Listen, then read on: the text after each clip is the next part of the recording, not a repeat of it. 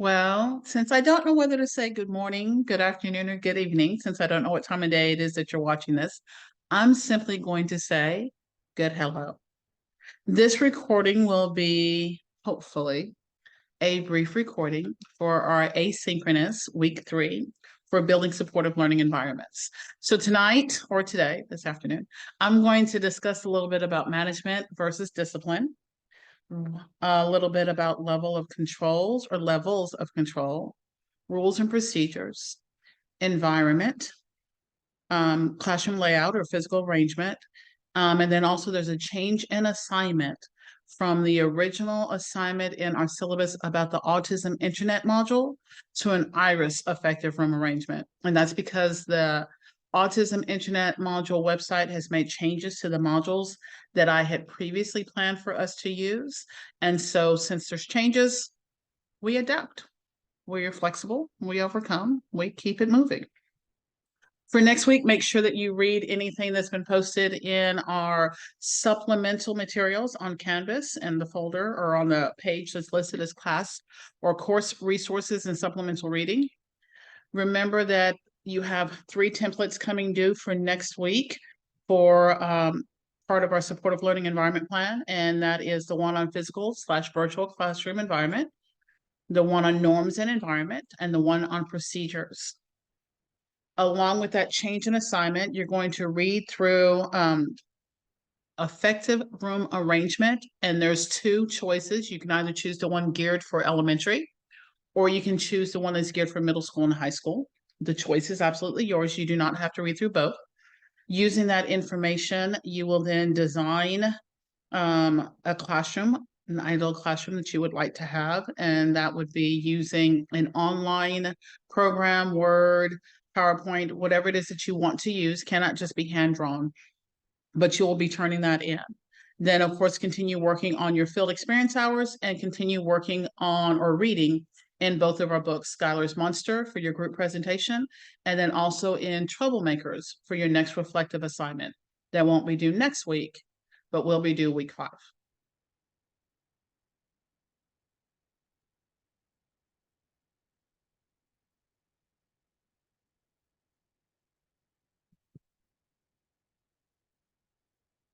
Hold on just one second. Apparently I'm at the end instead of at the beginning, and that's why it won't let me go forward. All right, here we go. I have the same screen on both my first and last slide, so that way we can revisit what the plan was for today. And so I didn't realize that I had my PowerPoint starting at slide 60 instead of slide 1. Yes, I said 60, but I'll go through quickly. All right, so if we were meeting together, I would want us to think, write, share for a moment, and then talk in breakout rooms.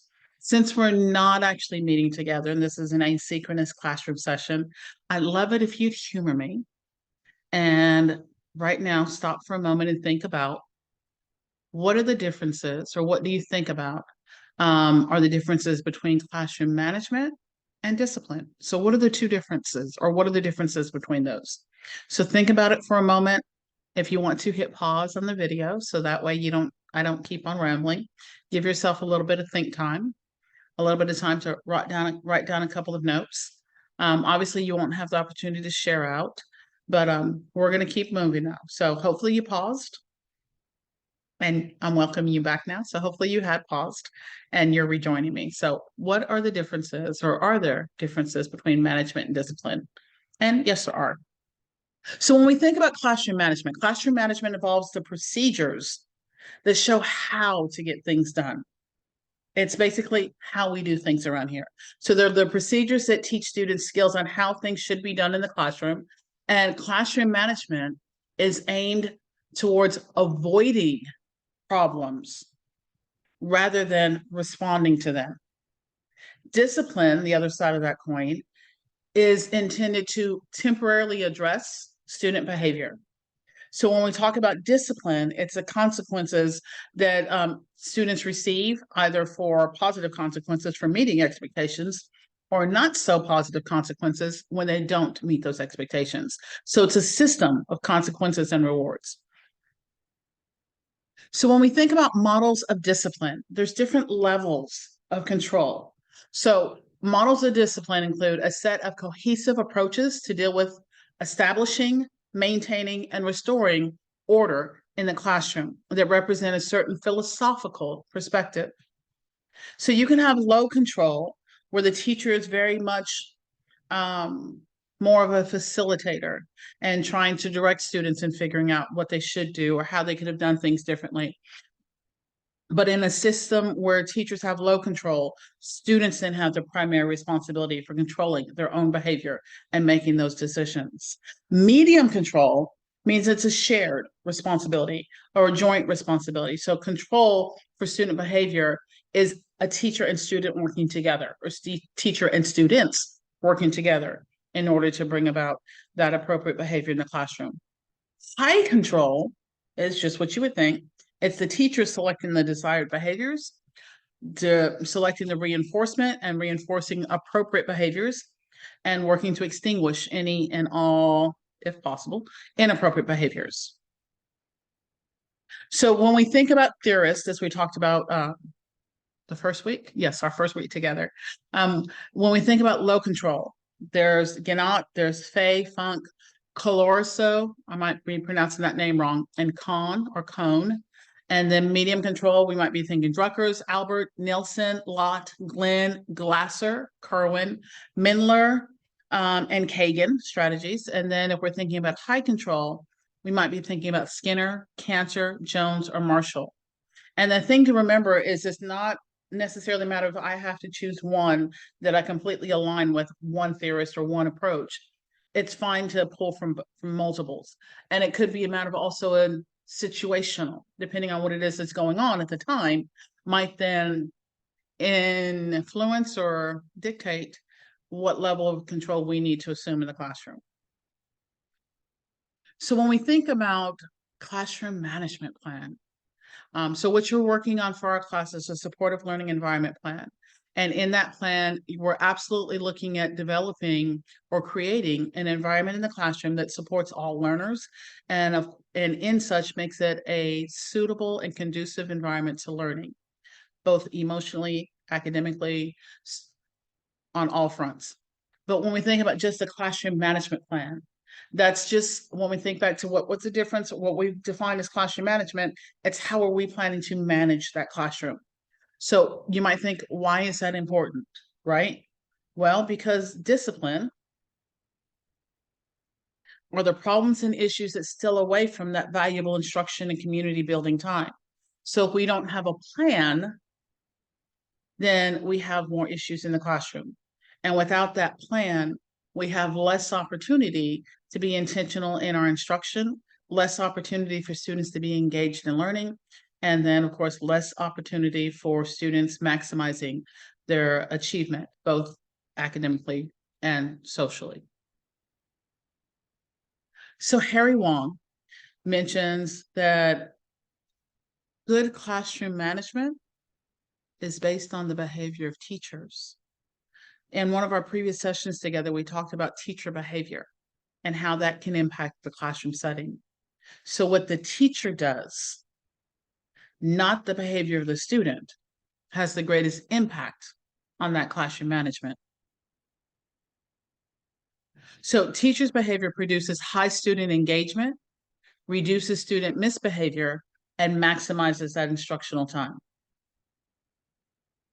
So Harry Wong, whose book I happen to love, Harry and Rosemary Wong, in their book First Days of School, where they talk about going through and intentionally, explicitly direct instruction to teach procedures and routines and making sure that teachers understand what it is that they expect from students and what it is they expect from themselves. Because if we don't stop and think about it, we don't have that intentional plan, then like I said, in the absence of a plan, then we have more issues. So a well-managed classroom increases student engagement, which leads to a productive learning environment. One of the areas that new teachers struggle in most is classroom management. And I think that part of that reason, or part of the reason being, is that they don't spend time on the front end trying to anticipate issues and thinking about all of the different things. They plan as situations come up oftentimes. So I might not have a plan for in advance. I might not have thought about, well, how do I want students to ask for my help? How do I want students to seek help if I'm in the middle of small group instruction?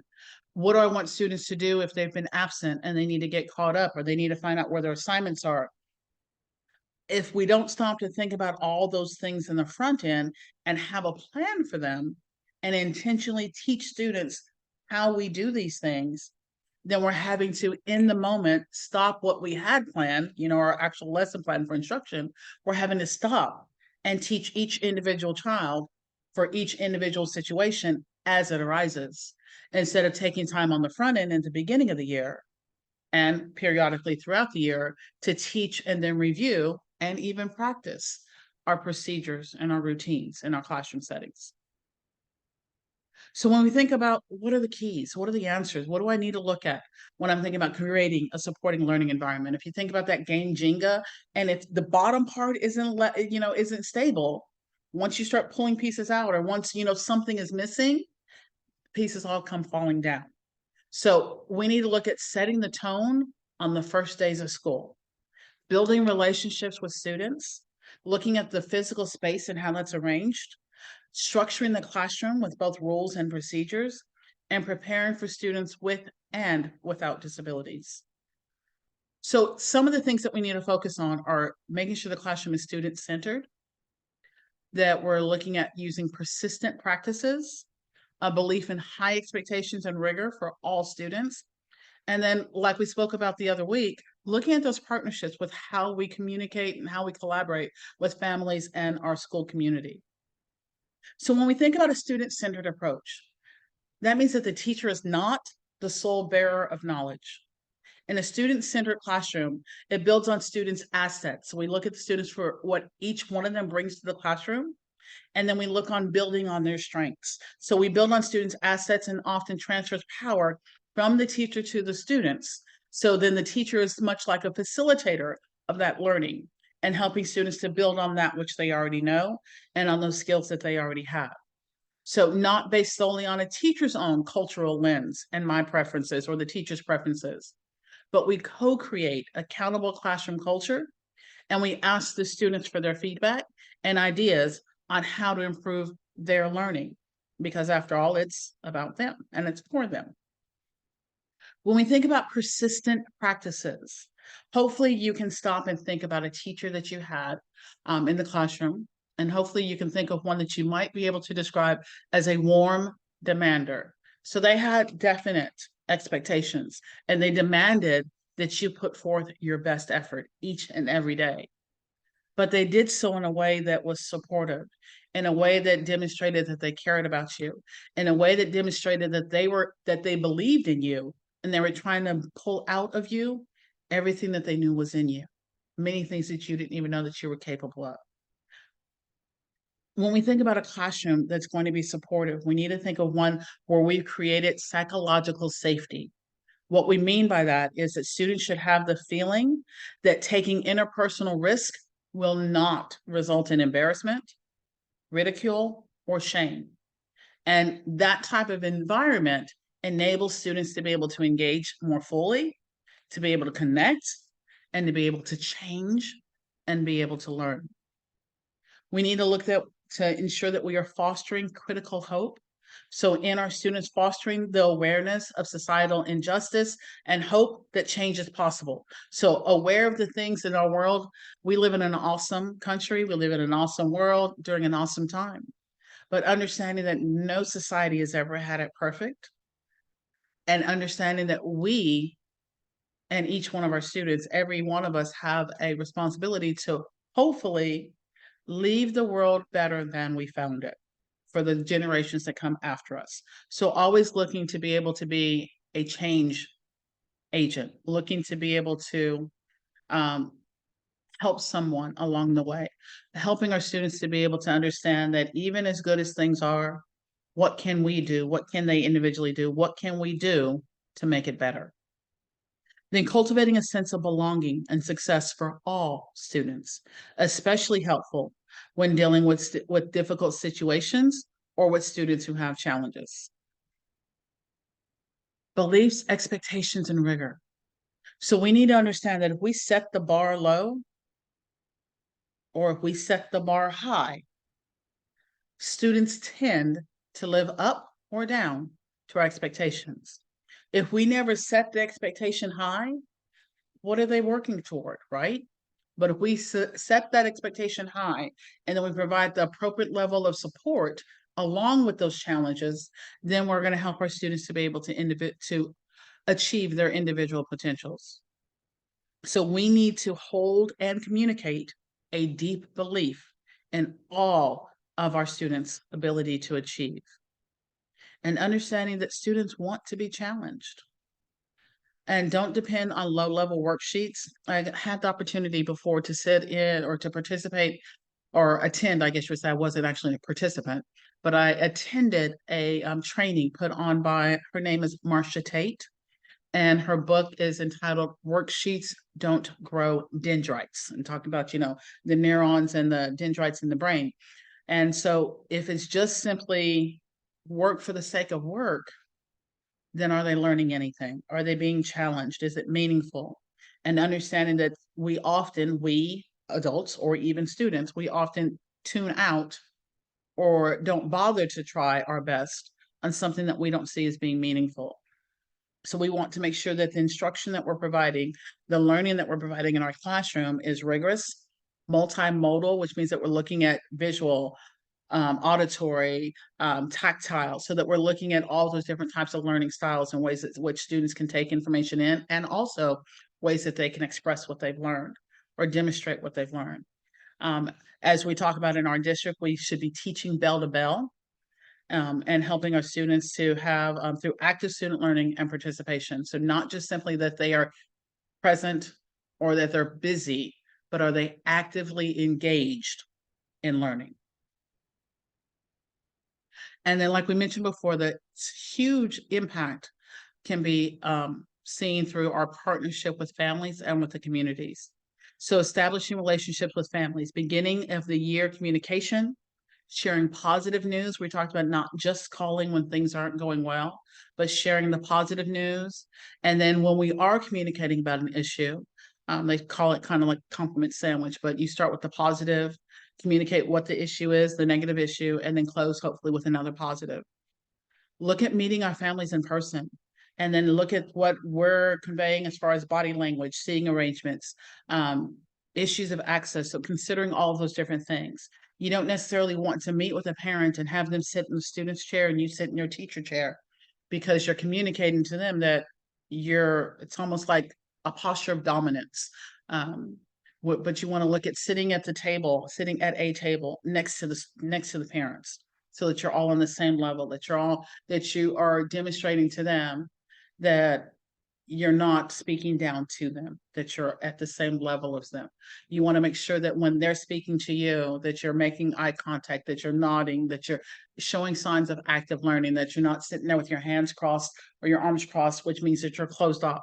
So understanding what our body language communicates to the parents, and then making sure if there's issues as far as language barriers, if there's issues as far as we only hold meetings after school in person, and we've got a parent that with their work schedule, they can't meet us at that time. Are we willing to Zoom with the parent? Are we willing to have a telephone conference, during our planning time or before school or after school? Are we taking those things into consideration to give parents as much opportunity to be involved as possible?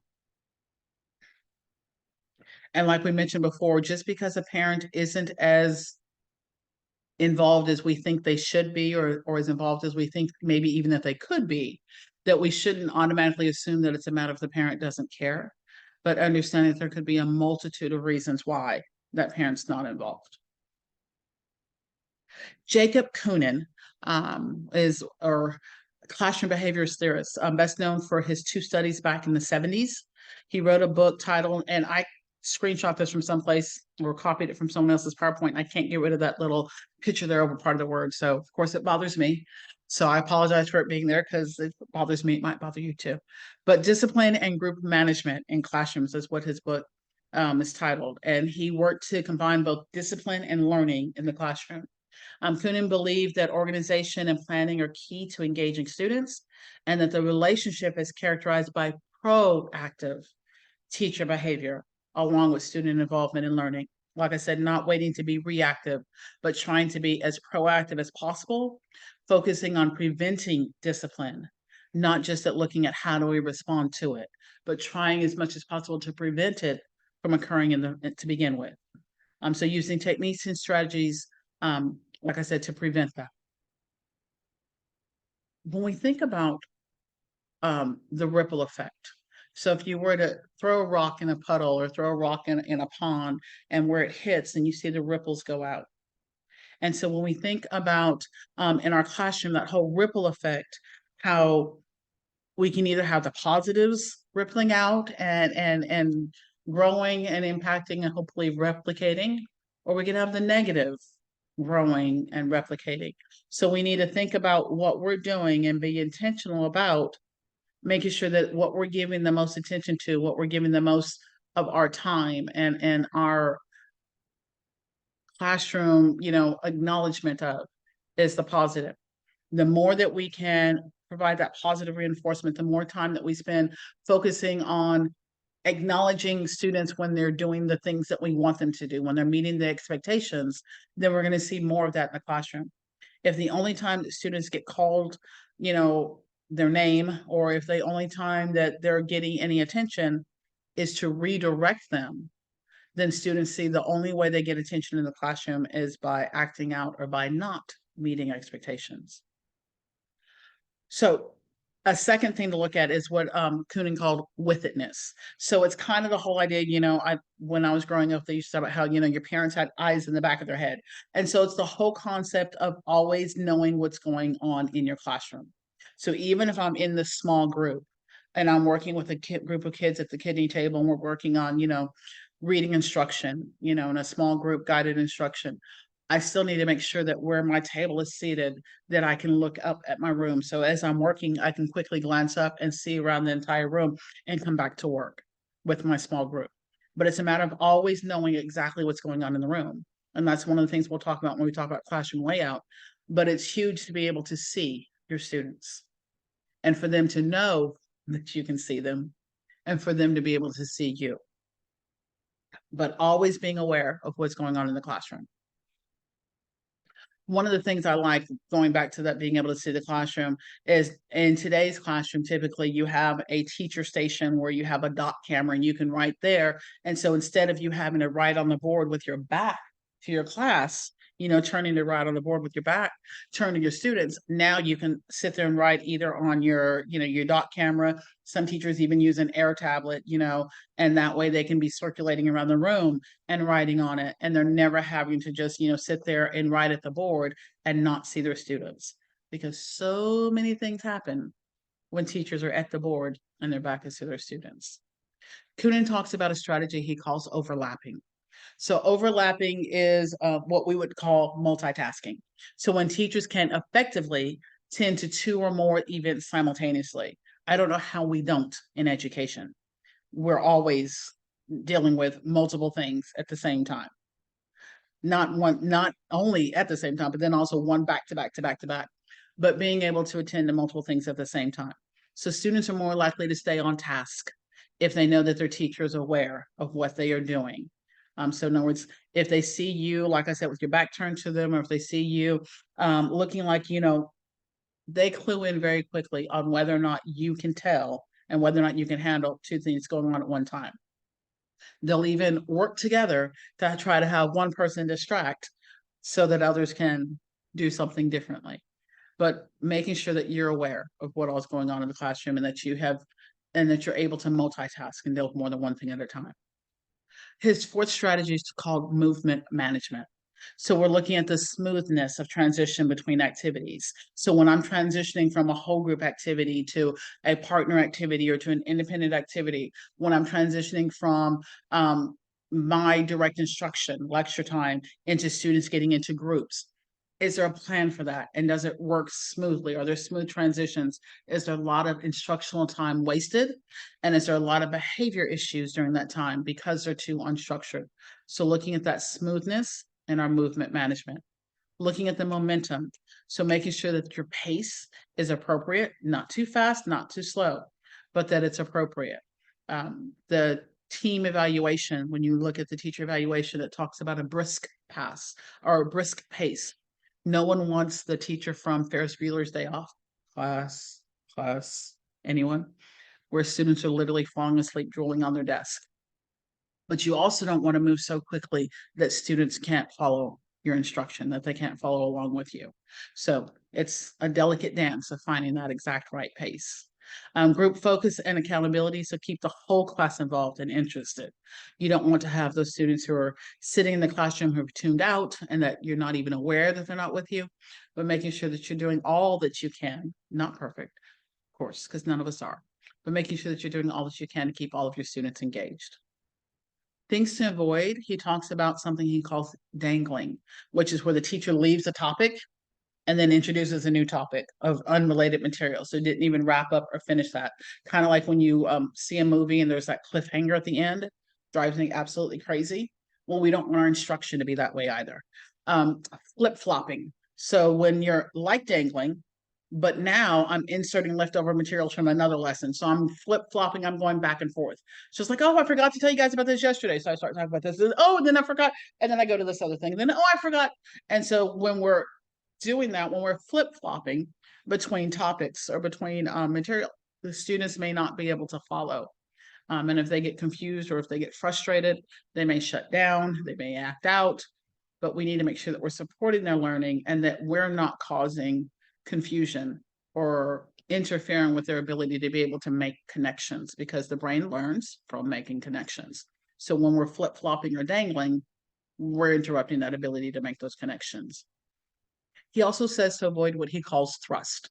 So the teacher forgets to give clear instructions. So I'm giving an assignment, but I didn't give clear instructions. So now, as students are all raising their hands asking questions, I'm having to go to each student and then reteach or re-explain the instructions to each student, or either on an individual level. So making sure that I've explained it to the group, if everyone in the classroom is going to be expected to do the same thing, that I've explained it to the entire group, and I've explained it in such a way that even those students who have accommodations, that they know what they're supposed to be doing, and the students who are not having accommodations, and that could be up or down as far as those accommodations, but so that everyone understands what the expectations are, what they need to do, what their first step is, what their next step is, that they understand. Stimulus bound, this is something that I struggle with. So the teacher is distracted by something going on and then draws the class's attention to what they're being distracted by. So not only are the students then fighting with the things that are naturally distracting themselves, but now they have a teacher in front of them who's also now distractible and is now causing them to become distracted. So his classroom applications, he sums up by saying that we need to be aware of what's happening in the classroom. Intervene before misbehaviors escalate. So as soon as you start to see that there's a concern, don't just ignore it, thinking that it's going to go away, unless you're using a strategy that's called planned ignoring, but that would be something intentional, not accidental. Use routines, explanations, smooth transitions to gain the attention of your students. Keep all students involved through constant supervision and accountability. You want to make sure that by that accountability piece, that all students have an opportunity to be participants in what's going on. If students know that, you're going to call one student at a time, and the students are in rows, and you're going to go all the way down one row, then all the way down the next row. And if I happen to sit near the end of the last row, I know I can tune out until you at least get to the front of my row. I don't even have to be paying attention. So we don't want that. We want students to never know, or at least never to give them license to check out. So we want to do what we can to either have choral response, or I used to love to use like dry erase boards when I taught math, and I'd have the individual dry erase boards. So I'd have all students work out the problem and then hold them up, instead of just having one student come to the board and work it out, because then everyone else is just sitting there waiting for the student to work out the problem, and they're not engaged. They're not doing anything. So I would have other students, like I said, work out the problem on their own on the dry erase boards and hold them up. Or when I had the blessing at being a newer school that had brand new furniture. And so the students had the desk that had the really nice, I don't know the technical term for it, but it was a glossy finish on the desk. You could actually write on the desk with dry erase marker and then wipe it off. So in that classroom, when I co-taught with another math teacher, we would have the students work the problems on their desk, and kids loved to be allowed to write on their desk, but they would work the problem on their desk with a dry erase marker, and we'd actually be circulating through the classroom as they're working on it, looking for students to be, trying to correct the errors while they're in the midst of working out the problems, not just waiting for the end to see whether they got the right answer. And then so that gave all students an opportunity to be actively engaged and actively receiving feedback, academic feedback, while we're circulating through the room. But we also want to look at reducing off-task behavior and boredom by creating challenges, extending tasks, providing progress, and adding variety, and be able to attend, like he said before, to more than one event at the same time. Classroom management is most effective when these applications are applied at the beginning of the school year. So not saying that if you started off on a 4 foot, I won't say bad, but not necessarily on a strong foot, not saying that you can't start. So it's not saying, well, I didn't start my year off great, so I guess we're just going to have to suffer through for this whole year, and I'll start great next August. That's not, that wouldn't be the best advice to follow. It is absolutely best to have everything in place with a plan before school starts. However, if things aren't the way they're supposed to be, if things aren't running well, understand that you're not on the Titanic and you can get off that ship, or you can fix the ship. So you can absolutely still implement things as the year is going through. Easier to have done it on the front end, but not impossible to change or start later on in the year. Not impossible, but absolutely better to start off in August. So we talked about the difference between, or I guess I talked about the difference between classroom management and discipline. Oftentimes people will look at rules and procedures, much like we say accommodations and modifications, and we say that it's the same thing. They're not. Accommodations and modifications are different, as are rules and procedures, all right?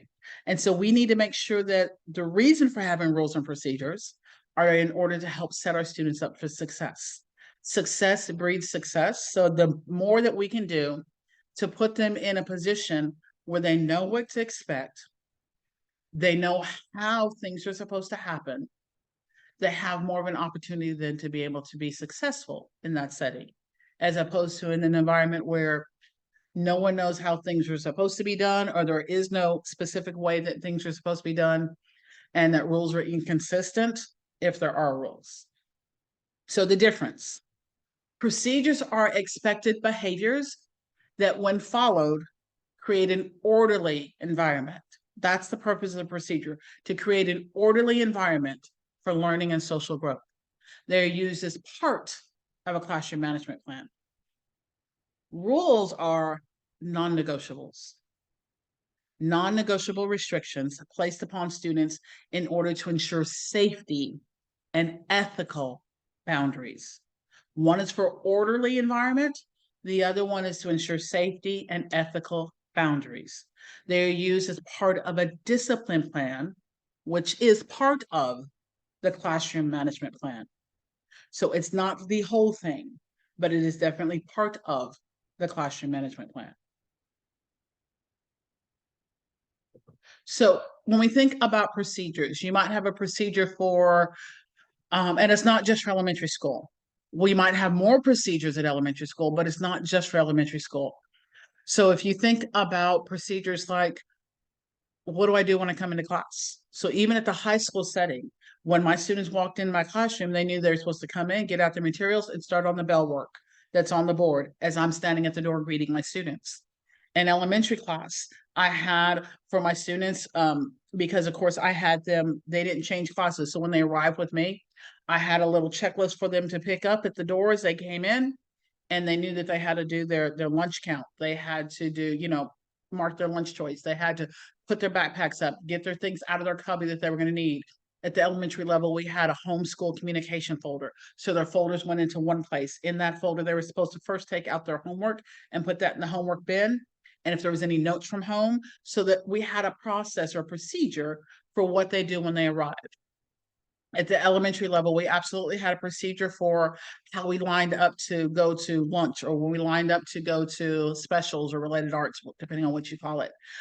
We had a procedure for what do you do if I'm teaching and someone comes to the door? What do you do when the phone rings? Of course, we have procedures for what do we do for a fire drill? We have procedures for what do we do for a lockdown? But you also need to have procedures for how do we turn in our papers? Do we pass them all up? Do we all just get up and turn them in, whenever we're ready? Do we hold on to our assignments? What do we do when I'm finished with my assignment? What is that procedure? What do I do if I was absent and I need to find out what work I missed? Or what do I do if I was absent? Yeah, I see the work, but I don't know what I'm supposed to be doing. What is that procedure? If the teacher's in a small group reading group and I need help with my independent work that I'm working on, what's that procedure? If you're in the middle of teaching, directing, or direct lecture, and I'm taking notes and my pencil breaks, what is the procedure for that? If I need tissue, if I need hand sanitizer, if I need to go to the restroom, what are the procedures for that? I mentioned earlier, Harry and Rosemary Wong have a book called First Days of School. I absolutely love that book. I have multiple copies of that book, my office at home, as well as my office at work.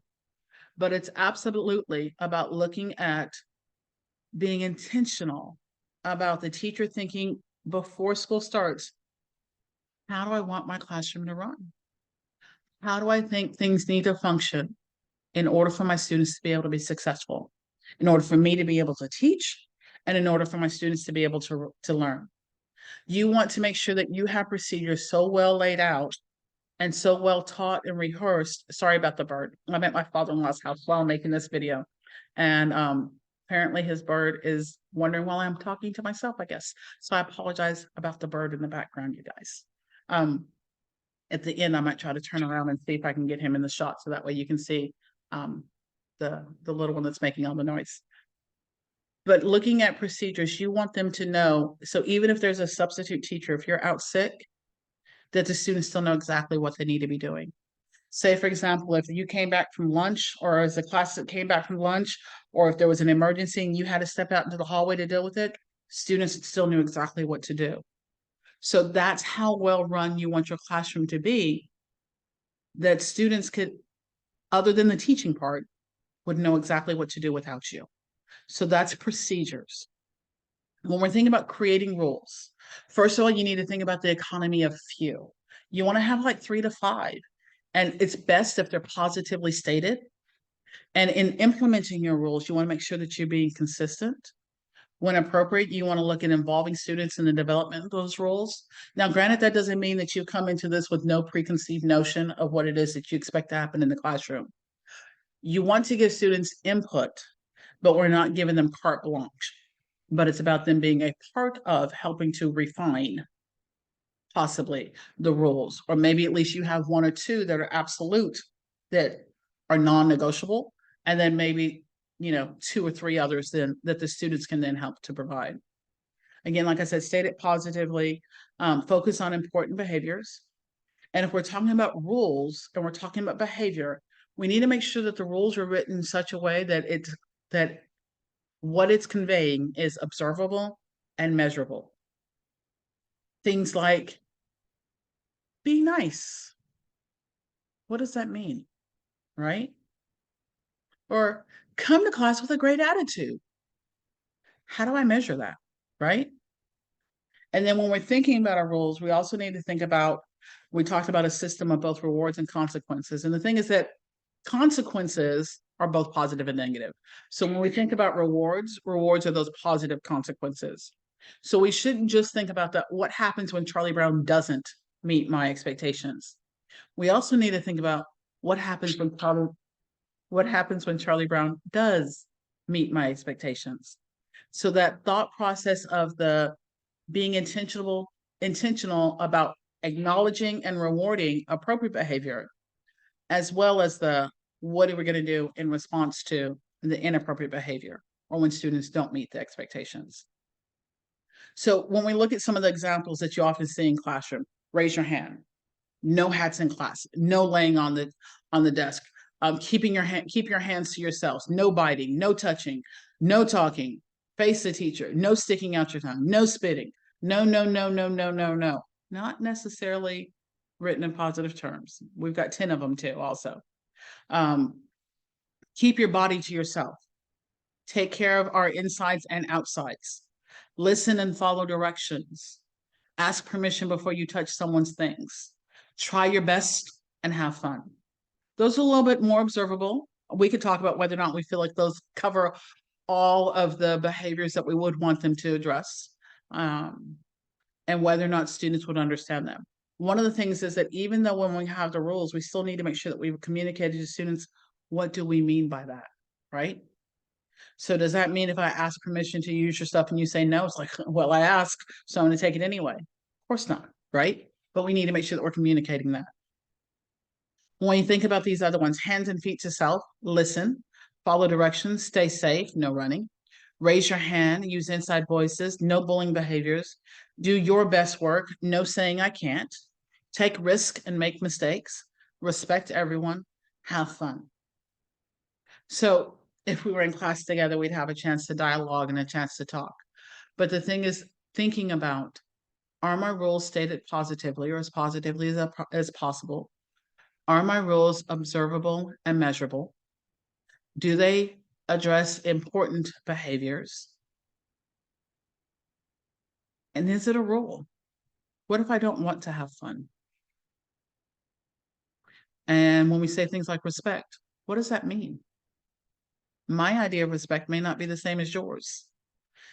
And so I'm not saying that it's wrong to have a rule that says be respectful. I'm just saying to make sure that we're aware of the fact that it's not necessarily a universal term.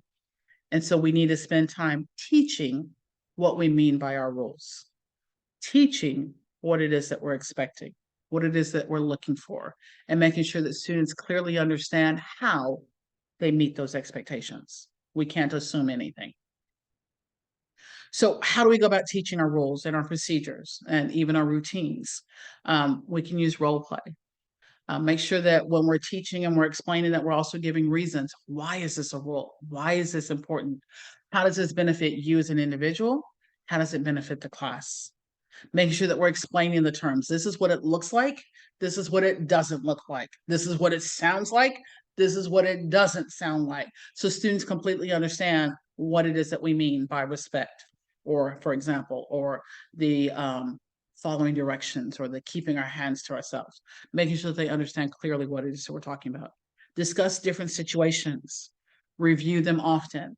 Just because we take time to explicitly teach our rules and procedures the first week of school doesn't mean we never have to go over them again.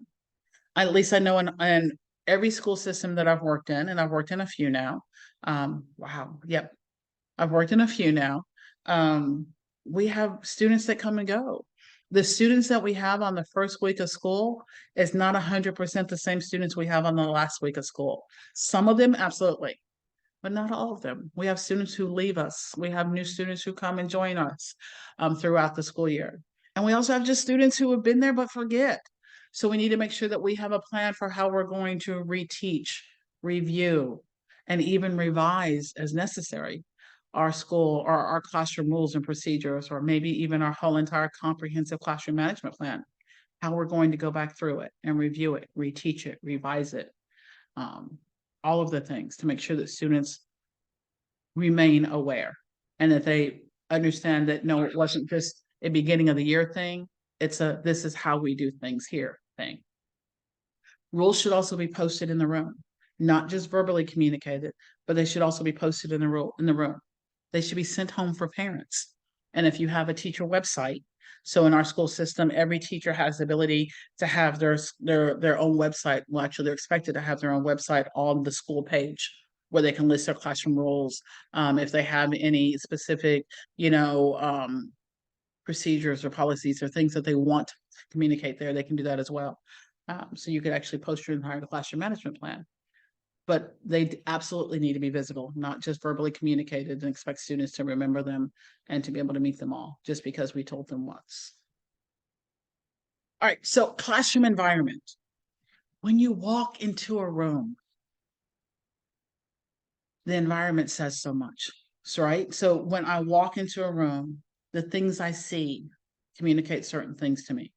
So whether or not the environment is clean, whether or not the environment is organized, whether or not the environment is inviting, if I feel welcome when I walk in, if I feel completely overwhelmed when I walk in, if I feel like I'm walking into a hospital, clinical setting. But the environment is so important. We need to make sure that students can easily access the things that they need to access. The teacher can easily access what they need, and that the teacher can easily get to every student in the room, and that students can easily get to where we need them to get to work together, to work in pairs, to work individually. That they can't easily get to the things that we don't want them to get to. But all of those things need to be thought about when we're thinking about our classroom layout. But we also just need to think about, when I walk into this room, how do I feel, right? So if you think about a room in your house, so it's your house. When I walk into your house as a guest, how do I feel when I first walk in?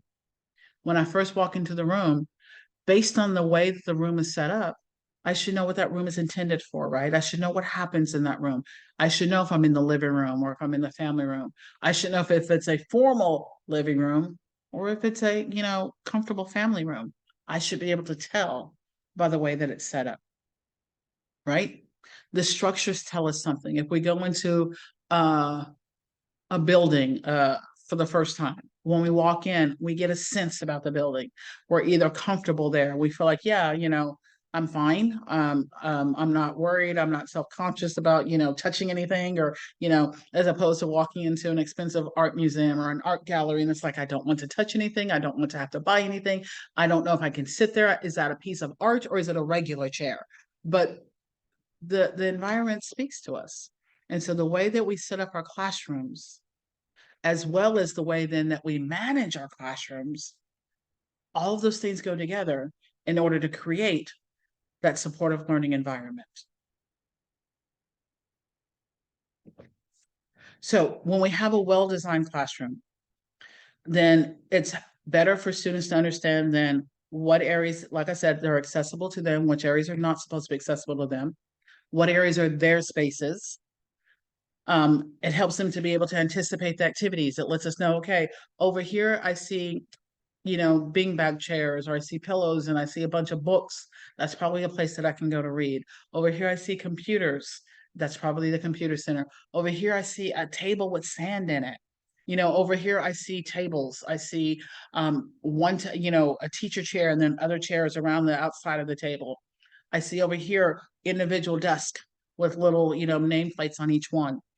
But it helps students to anticipate what's going to happen there and how they fit into that space based on what it is that they see in a well-designed classroom.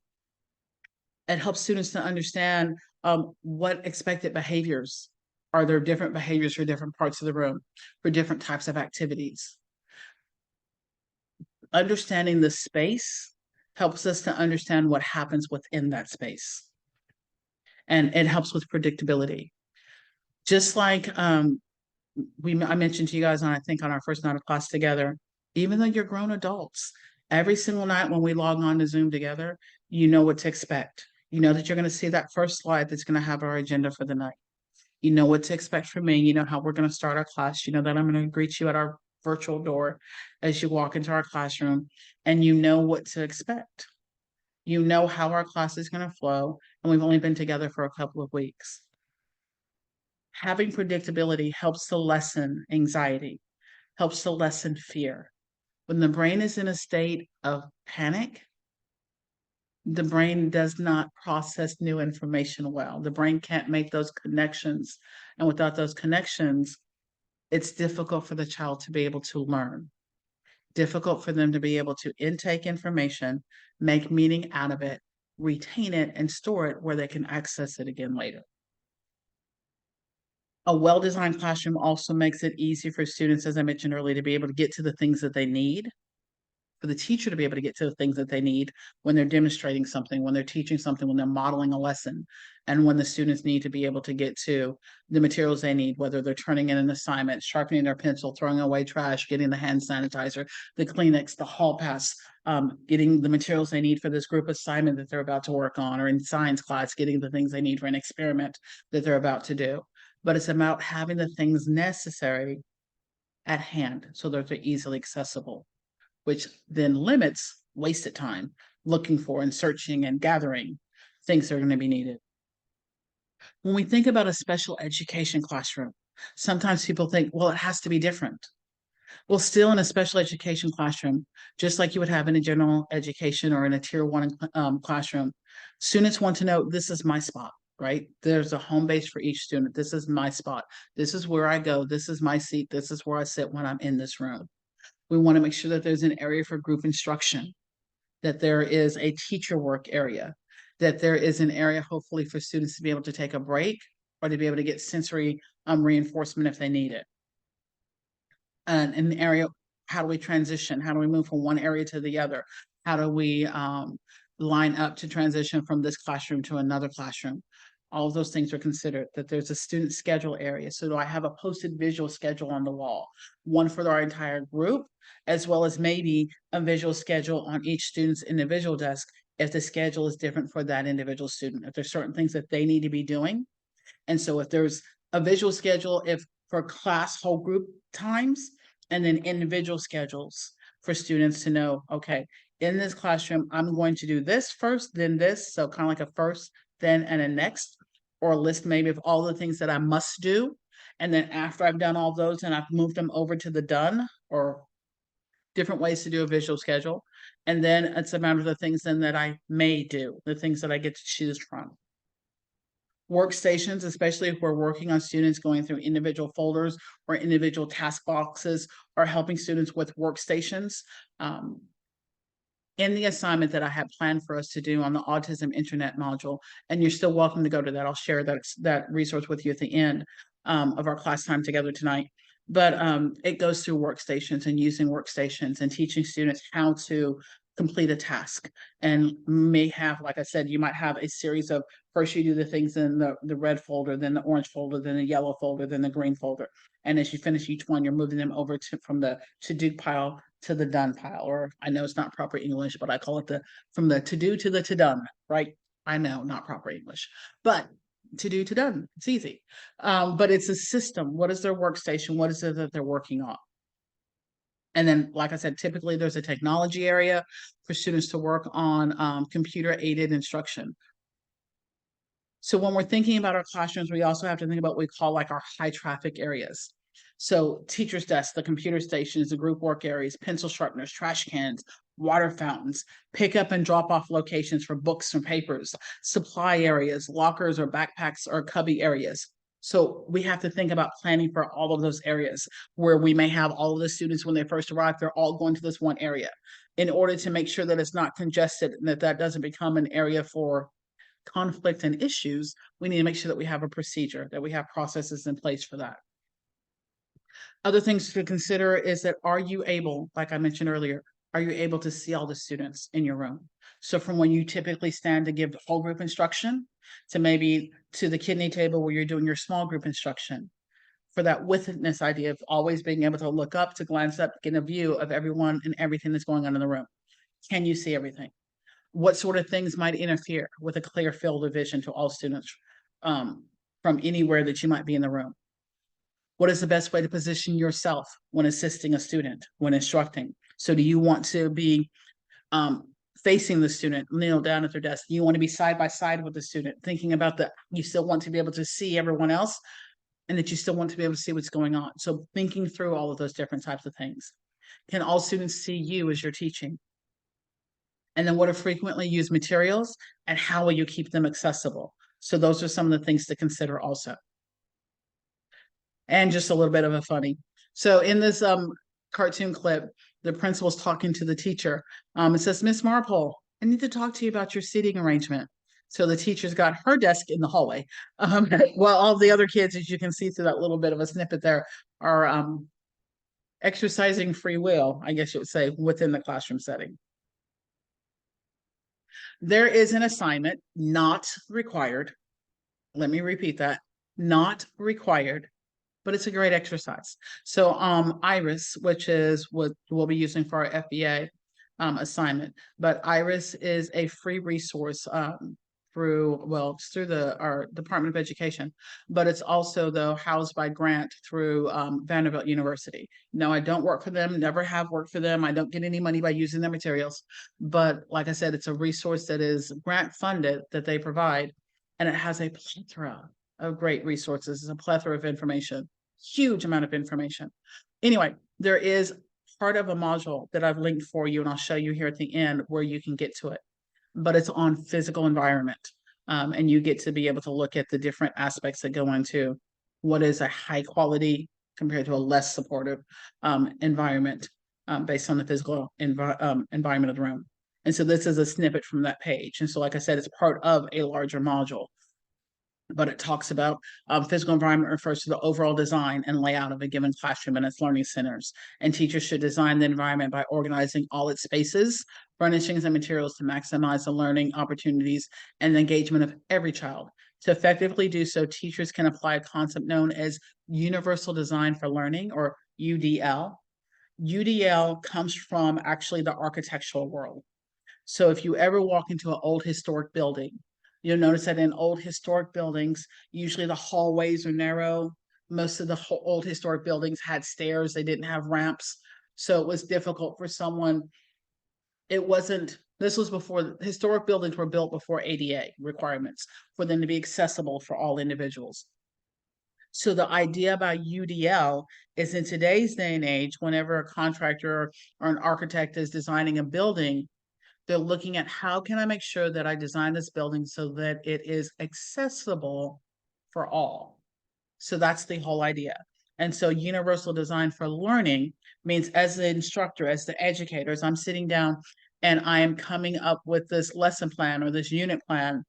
I am anticipating as much as possible on the front end. How can my students who struggle with reading comprehension, how can I support them? How do I support that student who has a physical impairment? Maybe, won't be able to easily get up and move into work in the groups. How do I support that child with the auditory processing disorder? How do I support that child that is learning English, that's an English language learner?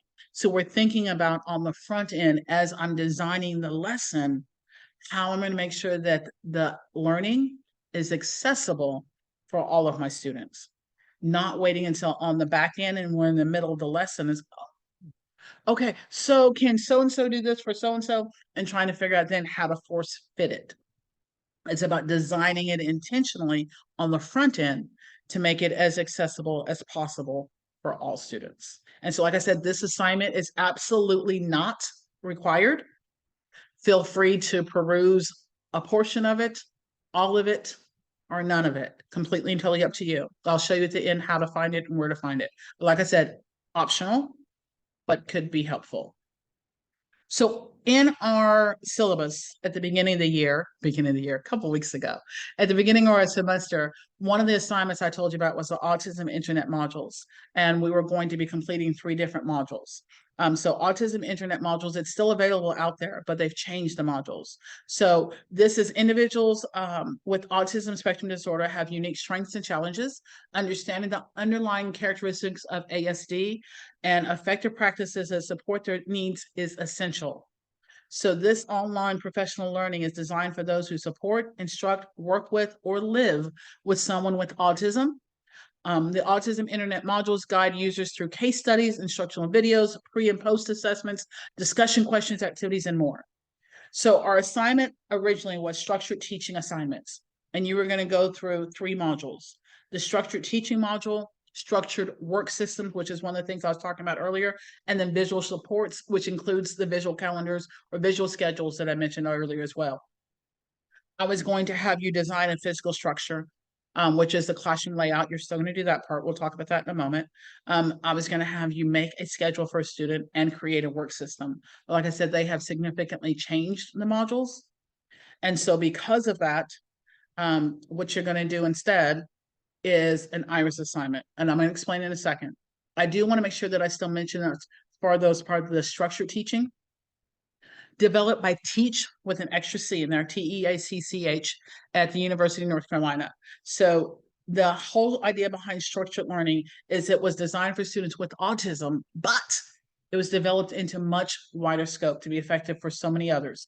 I don't know a child that it couldn't help. So when we think about structured teaching, we're looking at visual structured materials, providing those routines and visual strategies, very much visual based, work systems, schedules, and then physical structure. All right. I will share this link with you in the same email that I shared this PowerPoint with you. So that way you can look at, if you want to, there's a couple of videos that I'll linked here for you on structured teaching. I'm not going to sit here and play videos for you on my recorded instruction because to me that doesn't make sense. So like I said, I will send you the link to this PowerPoint so then you can watch those videos if you so choose. So again, like I said, who can benefit from structured teaching approach? Absolutely children with autism, but also children with attention deficit hyperactivity disorder, adults with obsessive compulsive disorder and or depression, and even typically developing students from the ages of 2 to 13 years old, or students, any student who would benefit from a predictable, structured environment. So specifically looking at physical structure part. That's the part that we're going to still talk about. So the physical structure, again, refers to the organizing the environment to give meaning and context to each area. So we're looking at the physical structure, helping the student or the child to understand where different activities take place, where materials are kept, and this could be something that's used either at home or in the classroom. Of course, we're looking at it from the classroom setting. So we're looking at having clear designated spaces, visual or physical boundaries, using visual or physical cues, and then also using materials as cues. So when you look at a picture such as this, you can tell that there's an open area that might give the cue that this might be an area where all students come to. You've got different things on the wall to let us know what things are going on as far as the visual schedule. You've got the teacher's teaching session, kind of like I mentioned earlier, where you have the teacher chair and then you've got the student chairs around it. And you see how she's got it blocked off, or it looks like there might be tape going down the sections to show this is a student's area, this is the student's area, so this is my space, the student space, the student space, the student space for small group instruction. But the teacher has a position so that she or he can still see the rest of the room and see what else is still going on in the room while they're working with a small group. In this picture, you see that there's a lot of things posted there on the board. You see the students' desks are arranged so that way they each can see instruction going on there in the front or in the main part of the room. Each student, of course, has their own binder, and I would assume that in that binder that the teachers provided for them their own visual schedule of what it is that they're going to be working on, and how that aligns with the group schedule. This is just another example of how the teacher has things posted on the board to help give students an idea of what goes on, what is going to be happening there. You'll see there's materials there on that kidney-shaped table that looks like we're about to be doing a group activity. So again, looking at how the materials that are available help them to predict what's going to be going on in the classroom. So like I said, we are switching from the autism internet module to using something from IRIS. And I'm not going to read all this to you. But again, this is IRIS is provided in a joint effort from the Department of Education, the U.S. Department of Education. And it is located, like I said, at Vanderbilt University. And it has a plethora, I'm telling you, a plethora of resources. Everything from that uses or provides resources designed to bridge the research to practice gap intended for the use in college teacher preparation programs and professional development activities for practicing professionals and by independent learners. It includes things such as modules, case studies, information briefs, course PD activities, high leverage practices alignment tool, and an online glossary of disability-related terms, as well as supporting products to enhance their use in the coursework and PD activities. So what I've provided for you, and I'll show you where to find it here in a moment, that I would like for you, say that 5 times fast, what I have provided that I would like for you to read through. There's a folder on our assignment page, and I will show you here in just a second. I've got a picture of it. In one of them, there is a case study on establishing classroom norms and expectations. I would like for you to read through that to give you a little bit more of a basis for establishing norms and classroom routines or expectations as you're working on that section of your template for your supportive learning environment plan. There are assignments within that. You don't have to do the assignments in it. I just want you to read the information that's provided there for you. You'll see the next two things are both labeled effective room arrangement. You can choose to do either or read either the one for elementary or the one that's geared for middle and high school. If you so choose, you're welcome to look at the two and see what's the difference between them. Completely your choice. Again, there are assignments within those case studies. You're not required to do the assignments within those case studies. What I want you to do based on those is use that information from those as you design your classroom layout, all right, or your classroom arrangement. So you're going to read through the IRIS case study on establishing classroom norms and expectations. No assignment to submit. You're going to read through either the effective room arrangement for elementary or the one for middle and high school case study. After doing so, then you're going to create a digital, so like a PDF, a PowerPoint slide, but something that is digital, not a hand-drawn. We're not just drawing out a classroom and then taking a picture of your drawing. It needs to be completed online. So either, like I said, a PDF version, you can use Word, you can use PowerPoint, whatever you so choose. You're going to submit it as an individual assignment as well as part of your SLEP. So it will be submitted as an individual assignment, and I'll show you where. You're also going to submit it as with your template for your supportive learning environment on the one that you're submitting for me next week on physical and virtual classroom design. And then, of course, for your final paper for your supportive learning environment plan. So that one assignment or that one thing will be counted 3 different times. So bang for your buck. And then again, you may use any resource that you so choose. However, a couple that I've got information, again, like I said, I will share this PowerPoint with you. When I did a search for it online, I found something called eDraw Max, and it says that it is free and user-friendly. There is also an option you can use Canva, and Canva has a free account for educators. So you can use Canva. Again, like I said, I will share these slides, this PowerPoint with you. You could also just simply use Word and use the drawing tools that are in Word to design and lay out your classroom. All right. You could make it on a PowerPoint slide. Like I said, the choice is yours. I'm not at all going to dictate what you must use. My one dictation is that it can't be just simply hand drawn. So on our assignment page on our Canvas, you will see that under one of the assignments, it's labeled IRIS, case studies, reading assignments, and classroom layout. So the first thing there is the IRIS establishing classroom norms and expectations. I want you to read through that. Again, like I said, there's no assignment for you to complete specifically from that. You can use that information to support you in your completion of your template for your SLEP. Then you can choose from either the case study for elementary or middle school and high school for the effective room arrangement. Like I said, either or you could choose both, read both, completely up to you. There are assignments in there. You don't have to do the assignments that are in the case study. I want you to just read the information. What you will do for me, though, is that classroom layout arrangement. Because your autism internet module was originally listed at 100 points, I've made this 100 points also. So that way I don't impact with the change in your assignment. I didn't want to impact your overall grading scale. So as I explained on our first night of class, that in the syllabus and everything else, that class you could earn a total of 1,000 points. And so I wanted to make sure that I stayed true to what I said on that night. So there is a change in assignment because the autism internet modules has changed their modules. However, I did not want to change your grading scale. And this assignment is actually shorter than that other assignment, just so you know. The other one was 3 modules. This one you're reading a case study, and then you're still doing the same thing, at least one part of this assignment, you're still creating your classroom layout. And the other one, you would have also created a work system, and you would have also created an individual schedule for a student. The last item in this section on the assignment page, it says specifically the word optional, and it's that physical environment, that assignment that I showed you that's part of an IRIS module.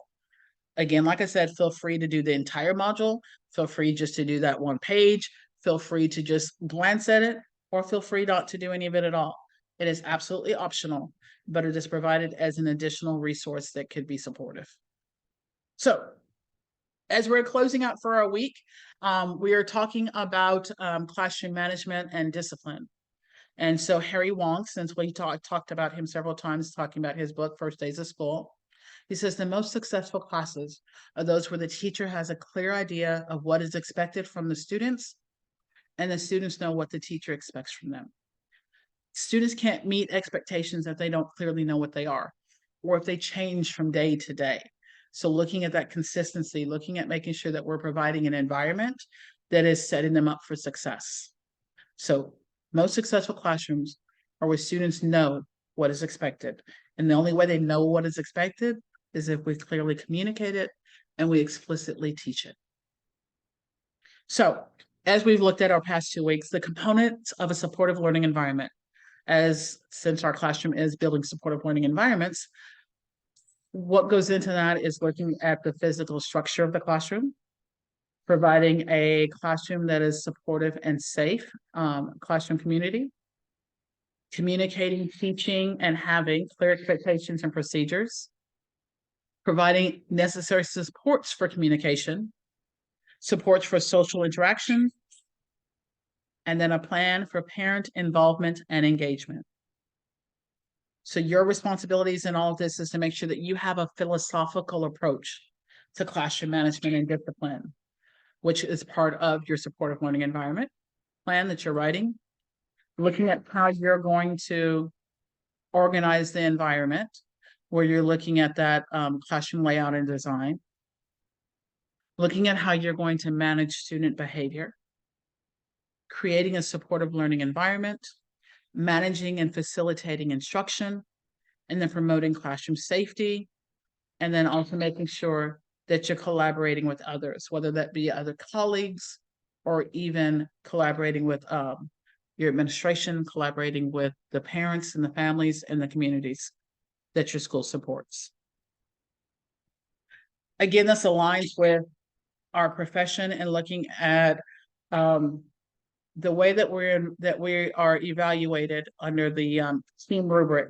We're looking at expectations, we're looking at managing student behavior, we're looking at the environment, and we're looking at that respectful culture.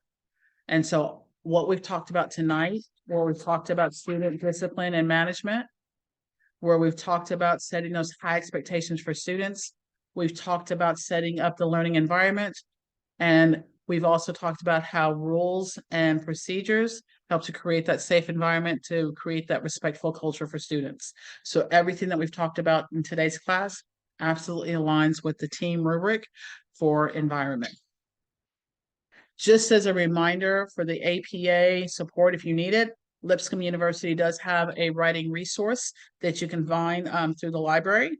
If you need help with the APA with citing sources or with finding sources. So tonight or today or this afternoon or this morning, depending on when you're watching this, I've discussed with you the difference between management and discipline, levels of control. We've talked about rules and procedures, classroom environment, classroom layout, and physical arrangement. I explained to you the difference or the change in assignment from the autism internet module to the Iris effective room arrangement, showed you where to find those, what parts you needed to do, which part were for resource and additional support only, and which part was required. For next week, please make sure that you have read through and looked over anything that's in the course resources and supplemental reading page on our Canvas page. Know that you're completing your template number 3 for physical virtual classroom. Part of that includes that room arrangement. So yes, you're uploading it both times. You're uploading it with your template 3, and then you're also uploading it in the spot that's designated for it for your Iris assignment or your classroom arrangement under Iris. You're also doing the template for norms and environment. And again, you have the additional reading that I've asked you to do through the Iris for creating norms. And then also you have the procedures template. So those 3 templates are due for next week. And then make sure that you, again, like I said, you're reading through the Iris supports and that you're creating that classroom layout. Again, it will not be accepted if it is handwritten. And remember, that is taking the place of your autism internet module. Continue working on your field experience, the interviews and or observations, and then continue reading both Schuyler's Monster for your group presentation, and then Troublemakers for your reflective responses. The next one will be due on week 5. Thank you guys. I hope that you are having a great week, and I look forward to seeing you for week 4. God bless. Take care.